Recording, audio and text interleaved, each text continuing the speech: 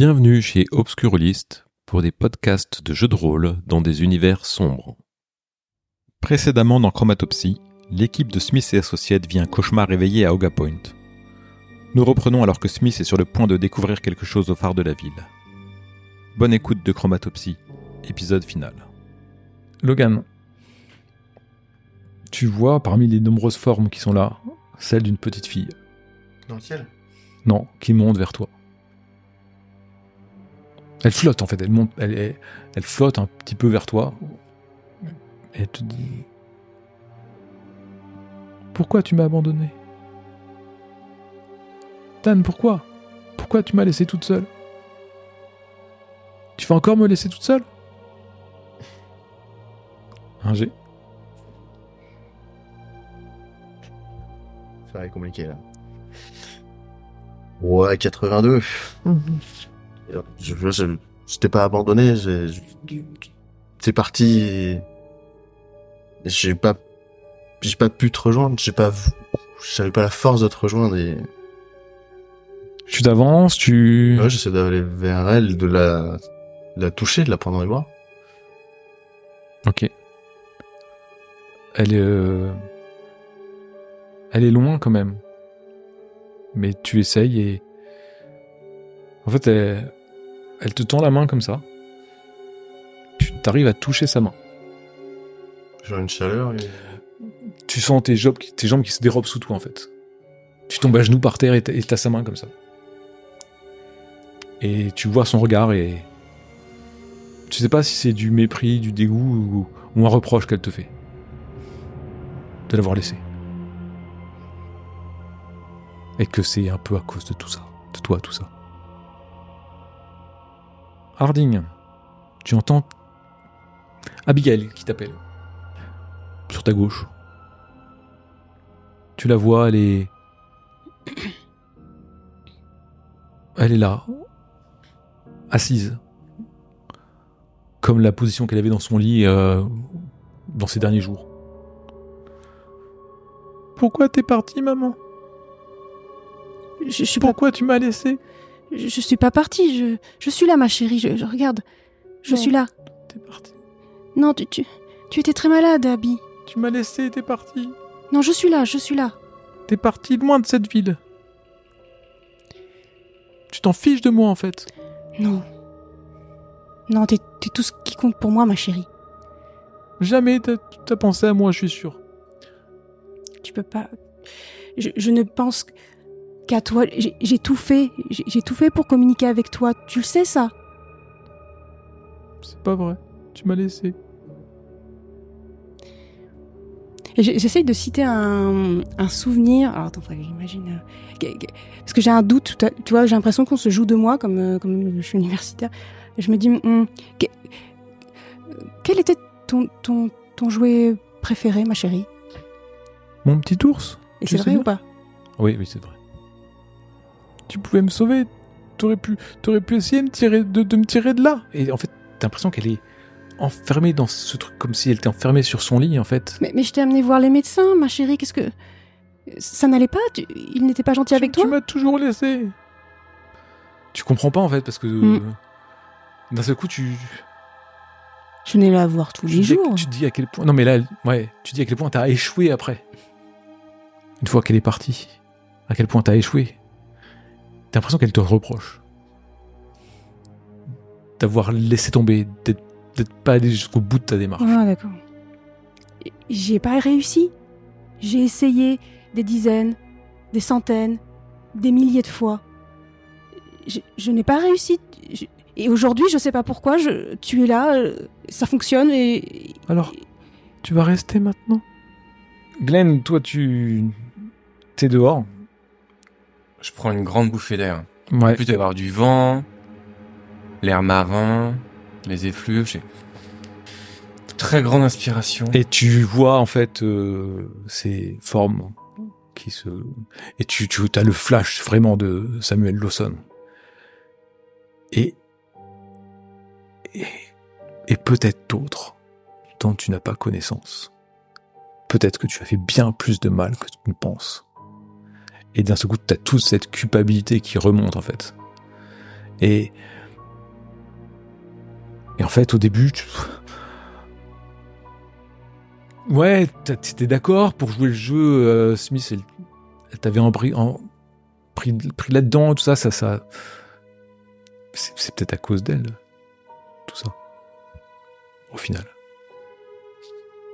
Moi, j'ai rien fait de mal, j'ai fait que l'écouter, en fait. C'était pas ma faute. C'est elle qui voulait plus d'argent, toujours plus. C'est peut-être pas ma faute, en fait. Peut-être pas, ouais. Tu vas quand même faire un jet de santé mentale parce que tu vois ce visage de Samuel Lawson devant toi. 5. Non, c'est sûrement ma culpabilité que je vois. Il y a rien de vrai. Tu ressens quoi vis-à-vis de Smith là tout de suite? Je suis pas content. C'est peut-être effectivement la faute de Smith. Et c'est pour ça que je culpabilise et que je vois Samuel alors que j'étais même pas présent quand il s'est suicidé. Je sais pas, j'ai un doute. En plus, j'ai essayé de me rapprocher d'elle, elle m'a rejeté là tout à l'heure. Je suis pas très content. Ah. Donc là, je suis pas content en fait. Ok. D'ailleurs, elle est toujours pas là. Je sais pas ce qu'elle fait. Ça m'énerve. Je rentre pour voir ce qu'elle fait. Ok. Smith, toi, tu trouves le petit objet là qui était sur les dessins. Tu le trouves derrière la lentille du phare. Une espèce de petite boîte, ça ressemble à un poste de radio si tu veux en quelque sorte. Ouais, tu trouves ça. Et tu vois tout rouge. D'un seul coup, tout en rouge, quoi, des nuances de rouge. Tu vois aussi Samuel Lawson. Tu revois en fait les dernières photos que t'as prises. Et ce qui t'énerve, c'est de voir que sur ces photos-là, Glenn, en fait, il jouait pas. En fait, Glenn, peut-être qu'il jouait jamais. Et tu la revois encore avec Rosa Easter, là. Et bref, tout ça, ça te met pas très à l'aise. Tu te sens très très seul d'un seul coup. Et il y a aussi la culpabilité, ces hommes qui rôdent. Glenn qui en a rien à foutre des hommes qui rôdent. De toute façon, c'est pour ta gueule, c'est toi qui vas tout payer. Donc tu vas faire un petit test de santé mentale. Et après, tu vas me dire comment tu rêves. Eh ben, 70 pour 40. Bah, de rage, je donne un coup de poing dans la lentille. Ok. Tu Et donnes je un me coup blesse. Et je me blesse, qui se fêle, en fait. Voilà. Ok. Et je me blesse le poing. Et tu te blesses au point. Et Glenn ouvre la porte pour rentrer. Tu le vois, il est là. Il est sur la rambarde. Là, il rentre à ce moment-là dans le phare. Tu fais quoi? Je hurle et je redonne un coup de poing. Ok. Elle explose en morceaux, la lentille. Tu vois ça, Mais Glenn. qu'est-ce qui te prend? Mais qu'est-ce que tu fais? Mais ça va pas, non? T'es folle ou quoi? Mais je suis pas folle, c'est bon. Vous avez cru entendre le hurlement de Smith. Ça vous a détourné un instant à quoi vous étiez occupés tous les deux, Harding et Logan. Et vous avez levé la tête en fait, et à ce moment-là, vous avez eu plein de formes spectrales un petit peu, en fait, se diriger vers le phare et tourner comme ça autour. Et vous sentez instinctivement Harding, Logan, pour l'instant, vous deux, qu'il va se passer la même chose qu'à la clinique. Vous avez l'impression que quelque chose va vous attaquer. J'ai un mauvais pressentiment, Logan. Ouais. Tu vois ces formes là-haut Ouais, j'ai qui vu. tournent? Ouais. Est-ce que tu crois qu'on devrait les rejoindre? T'as ton arme? J'ai toujours une arme. Je prends mon fusil. Je l'arme. Ok. Je tire un coup de feu en l'air et je cours aller les chercher. D'accord. Je monte aussi, en fait, j'ai pas envie de rester seule. Vous, donc toi, Glenn, t'as vu Smith donner le coup, vous êtes en train de vous invectiver, vous entendez un coup de feu. Qu'est-ce que vous faites? Mais moi, je crie, en fait. J'ai pas fini Ah oui, de d'accord. vider mon sac. Donc, Ouais. donc là, je suis plutôt énervé, et donc je veux m'énerver, je veux vider mon sac. Mais qu'est-ce que tu fais là? Ça va pas ou quoi de tout casser là? Tu peux pas t'exprimer comme tout le monde là, au lieu d'être froide et tout, t'amuser ton temps à fouiller partout, ne rien dire. Tu préfères que je pète la vitre ou que je pète ta gueule? Bah peut-être que je préfère que tu pètes ma gueule, ouais. Je te touche à peine, tu me rejettes et tout, c'est bon, tu vois des gens là, recentre-toi un peu, je sais pas. Mais je suis parfaitement recentrée en fait. Je me rends compte, ça fait 6 ans que tu te fous de moi en fait. Je la gifle. Ok. Je lui remets une. Ok. Donc vous donnez tous les deux une gifle, vous empoignez, c'est la dispute un peu proche. Elle finit comment cette dispute? Je pense que... Moi je me mets à pleurer. Moi aussi, et je la serre dans mes bras. Vous vous serrez dans les bras, vous vous estreignez, vous retrouvez en fait les craintes que vous aviez dans le temps. Et à ce moment-là, le silence est rompu par un coup de fusil. Et des bruits qui se passent en bas. Donc je te regarde, je sursaute. Faut aller les aider. Vous descendez Vous voyez Logan qui- Juste avant de descendre, moi je lui dis regarde ce que j'ai trouvé en montrant la boîte et je lui demande si je la prends. C'est quoi? C'est une espèce de radio qui fait 40 cm sur 20 cm sur 20 cm. Il y a des trucs bizarres, des cylindres métalliques. Tu sais pas trop ce que c'est. Oui, on prend. Ok. Donc je la prends. Et vous descendez et vous croisez Logan qui monte avec son fusil. Faut qu'on parte là. Faut Qu'est-ce qu'on qui se parte. passe? Il y a des choses qui se passent au niveau du phare. Il y a des formes qui bougent. Vous avez pas vu tous les fantômes là qu'il y avait Mais il n'y a pas de fantôme. Non mais les morts nous parlent. Et ils nous veulent que du mal. On doit partir. Ok. Et là, vous vous rendez pas compte, mais regardez, j'essaie de leur montrer. Bah, on peut plus, là, on est mi-chemin, je suppose. Ouais, on peut pas vous regarder. redescendez Ouais. du phare. Sinon on redescend tous. Ok. Moi je vois toujours tout rouge ou. Ouais, vous voyez tous rouge, un peu de gris, un peu de rouge. Vous voyez Smith et Glenn accrochés en haut du phare, Samuel Lawson qui est pendu. Vous voyez plein de formes un peu spectrales qui commencent à tourner autour du phare. Logan, tu vois ta sœur qui te regarde, tête un peu baissée comme ça, et qui t'envoie un regard plein de reproches et qui se tient le cœur. Et qu'est-ce que tu fais en la regardant? J'essaie de détourner le regard tout en, Ok. en pleurant parce que j'en peux plus. Et en essayant de tourner la tête, serrant la main sur ton fusil, les phalanges qui blanchissent, et tu vas vers la voiture, c'est ça? Ouais, j'essaie de tous les ramener. Harding, donc pendant que tout le monde se dirige vers la voiture, il y a Abigail. Tu vas rester cette fois, maman? Je réponds pas et je la fixe et je regarde les autres et s'ils se mettent tous dans la voiture, je marche en arrière en la regardant. Je suis complètement partagée. Maman. Maman. Non, maman. Tu recules. Je crois que je tombe. Tu tombes en arrière. Ouais, en fait, parce que je suis complètement bouleversée et là j'ai les jambes qui flagellent et je tombe et je pense que je me mets à pleurer. Tu vas bien, maman? Je réponds pas, je continue à pleurer. Là, je suis dévastée là. Qu'est-ce que vous faites? Moi je crie Hélène. Enfin, j'essaye de. Je comprends pas ce qui se passe, mais je comprends bien qu'il y a un truc pas net qui se passe, comme on a tous des hallucinations. Je hurle Hélène, viens. Moi, je cours à sa rencontre et je la traîne jusqu'à la voiture. Vous êtes dans la voiture. Je démarre à fond. Épilogue. Je remonte dans la voiture et je leur dis qu'en haut du phare, bien caché, il y avait cette machine, que je fais le lien avec ce qu'on a récupéré dans la maison avec le médecin qui s'était pendu, et que selon moi, c'est cette machine qui agit sur les cerveaux et qui fait qu'on est dans cet état-là, et je leur propose de trouver une solution, de régler ou de la détruire, et on décide tous de la détruire. Donc on la détruit grâce à Logan qui utilise son arme et qui donne un coup de fusil.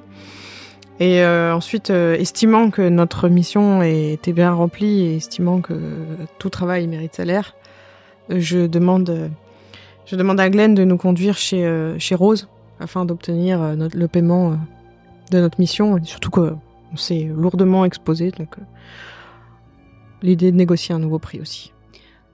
Après que Logan tire un coup de fusil sur la machine, je récupère ce qu'il en reste et je le mets dans un sac. D'accord. Rose vous remercie et vous paye pour votre mission. Elle sait que vous avez fait du grabuge, mais tu lui expliques que vous avez détruit ce qui était à l'origine de tout ça et que c'était un truc humain. Elle vous croit. Et en fait, l'amitié qu'elle a visiblement pour Hélène fait tu vas réussir à décrocher un petit bonus sur le paiement. Voilà. Puis ensuite vous retournez, tous ou pas, je ne sais pas, vers Arkham.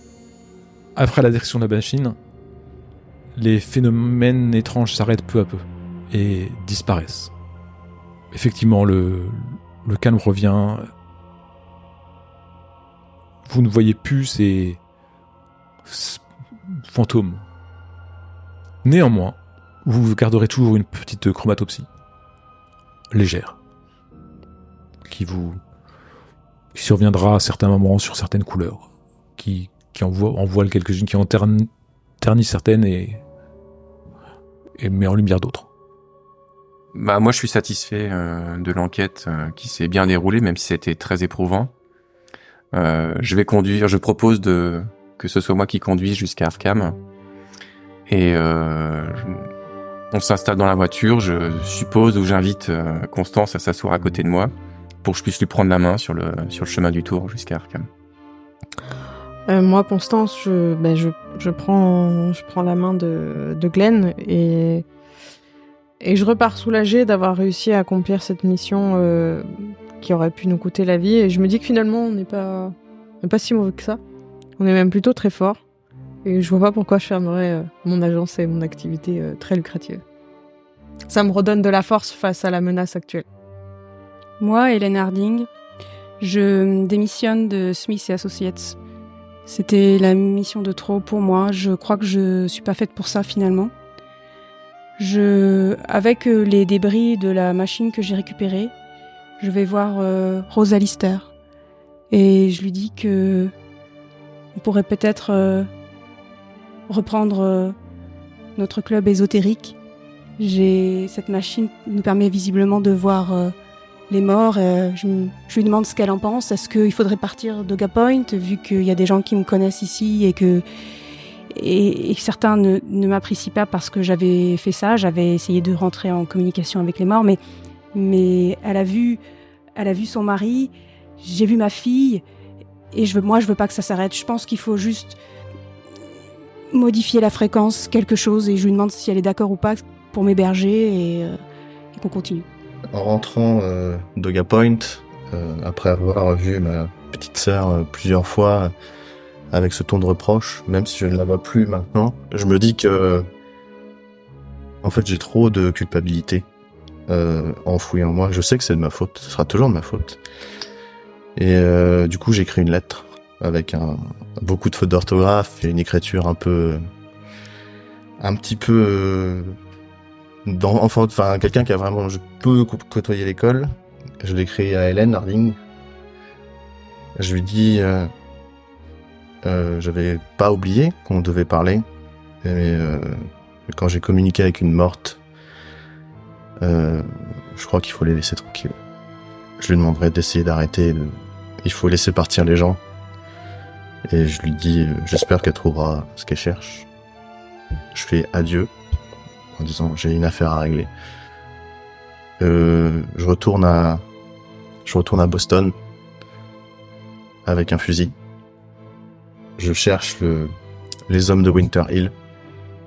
Et dans un dernier élan de courage, j'essaie de faire le plus de victimes avant de laisser tomber. Et ainsi se termine le scénario Chromatopsie. Nous espérons que vous avez apprécié son écoute. Vous pouvez retrouver ce scénario sur le site de l'Inu Major Zero. Merci pour votre écoute et à bientôt sur Obscurolist.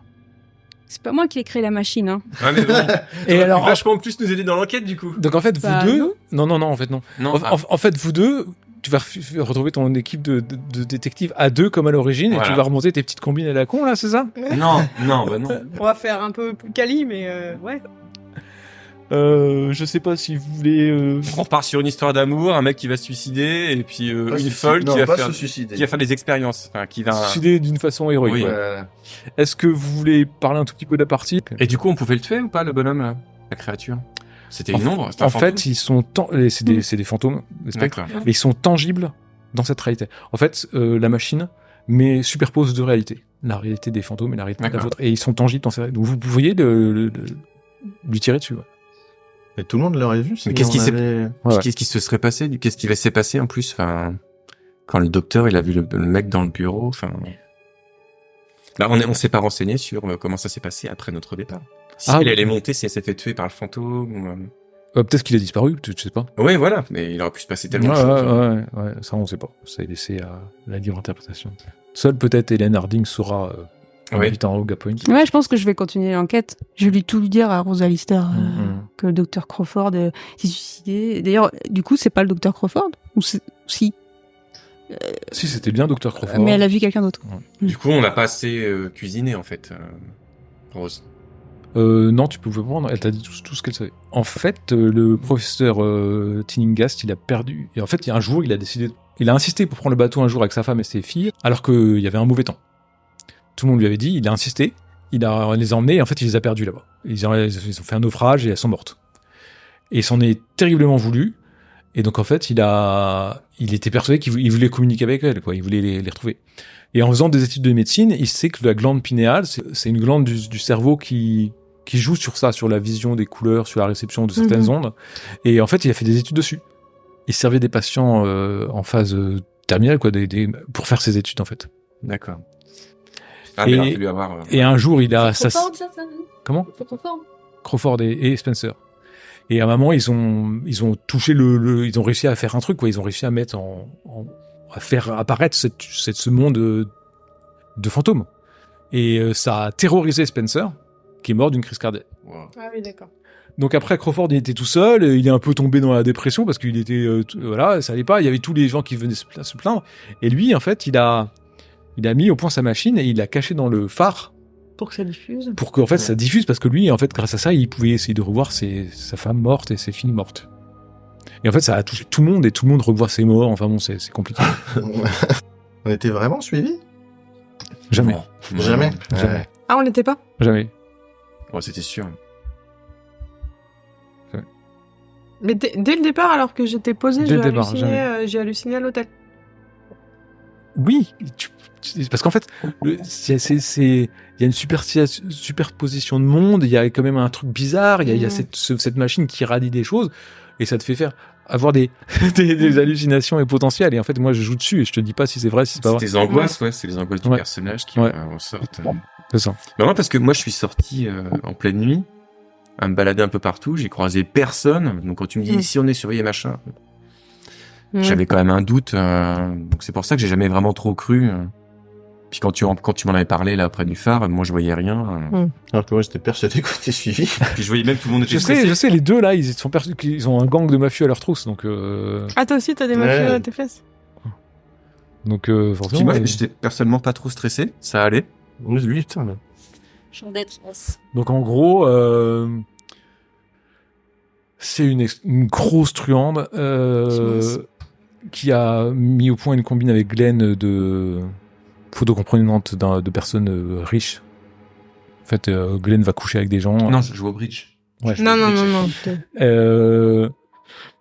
Smith prend des photos et ils les font chanter. Et il y en a un qui s'est suicidé et qui était très riche avec une famille influente. Et en plus de ça, Smith, elle fait des combines avec la police. Ah, mais S'il y a un mec qui est coupable, ils ont passé de preuves, elle s'arrange pour mettre des preuves et puis elle touche un peu des poignets. Ouais, Et mais donc les mafieux, ils sont un peu assez trousses quand même. Mais oui, mais ça, tu vois, j'avais pas moyen de l'exploiter dans le Non, dans le scénario. mais après, c'est pour ça qu'elle était à Boston et qu'elle est partie à Arkham. Mais en fait, oui, j'ai accepté cette mission parce que j'ai la mafia irlandaise aux fesses, mais bien comme il faut. Et je me suis fait larguer par Glenn, alors que j'étais très attachée et ça m'a fragilisé que tu me largues. Voilà. Glenn, lui, c'est un escort boy, quoi. Un gigolo. Un petit peu. un gigolo escroc Voilà, ouais. et qui a eu une relation avec son patron. Donc, Et je me suis dit, bah non, c'était pas une bonne idée et tout. Donc j'ai préféré arrêter, quoi. Logan, toi, t'es un Bah, c'est un ancien mafieux, en fait. ancien mafieux. Ah, t'es un ancien mafieux? Je pensais que t'étais un soldat, moi, un vétéran. Non. Et en fait, il a grandi. C'est vraiment l'histoire de. Il disait une fois l'Amérique, quoi. Il a grandi dans Boston avec les mafieux, pauvres. Donc tu rentres, t'es petit, tu rends un service, tu vas porter un message, machin. Il s'est grandi là-dedans. Et sa sœur est morte, tuée en pleine rue d'une balle par une fusillade de mafieux. Donc il est un peu Ah oui, les boules, d'accord. quoi. Donc il est parti loin de ça. Et toi, Harding? Harding, donc, elle a vécu effectivement à Oga Point. J'avais bien une fille qui est morte à 6 ans d'une forme rare de cancer du sang à la clinique de la petite ville. Après des opérations sur sa glande pinéale. C'est ça que je ne savais pas. Sinon, j'étais prof de lettres et d'histoire dans une école privée pas très loin de Oga Point. Et en fait, depuis le décès de ma petite fille, j'ai cherché à rentrer en contact avec elle.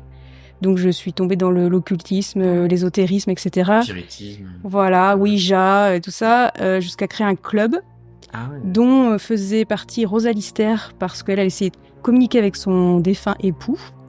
Sauf que nous n'avons jamais réussi à rentrer en contact. Et moi, j'ai fait une dépression et je me suis fait virer de mon job. Et j'étais aussi la risée d'Oga Point parce qu'ils ont appris que je faisais un club ésotérique. Donc j'ai dû quitter la ville. Et c'est pour ça que j'ai accepté le poste chez Smith & Associates. Voilà. D'accord.